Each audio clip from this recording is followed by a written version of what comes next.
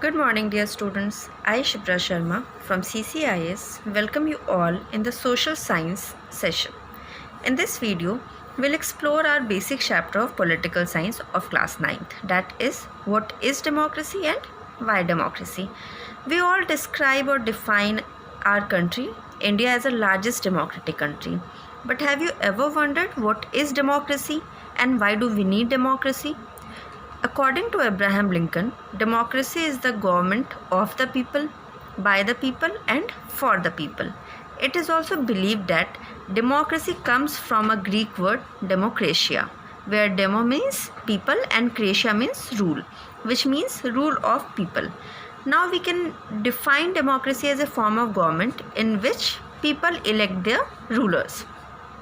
But you have to keep in mind that the meaning of word changes with time. For example, computers originally used for calculating sums, they were considered as very powerful calculators, but now they are used for several purposes. So the word remains the same, but meaning changes with time. As we have learned that democracy is a form of government in which people elect their rulers. But the question is, who became the rulers? Who are the people who elect their rulers and how? And how do we ensure that the rulers work for the benefit of their people's welfare? So now we will answer all of these questions, and as we answer each of these questions, we will also come across a new feature of democracy. So let us start with the features of democracy. Feature number 1, that is decision making power. Final decision making power must rest with the people.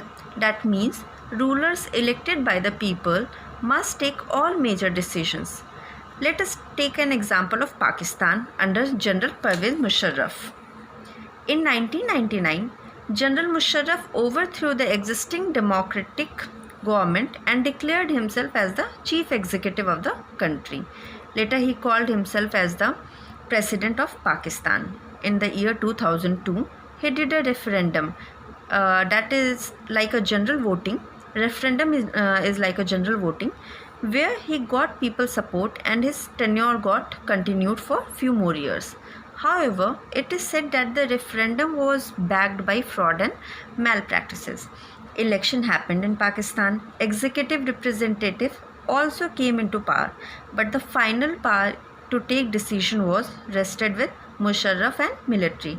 So would you call Pakistan under Musharraf a democratic country or a democracy?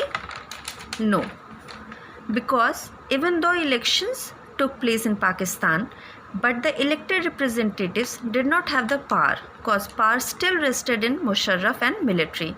So therefore, it is not an ideal example of democracy.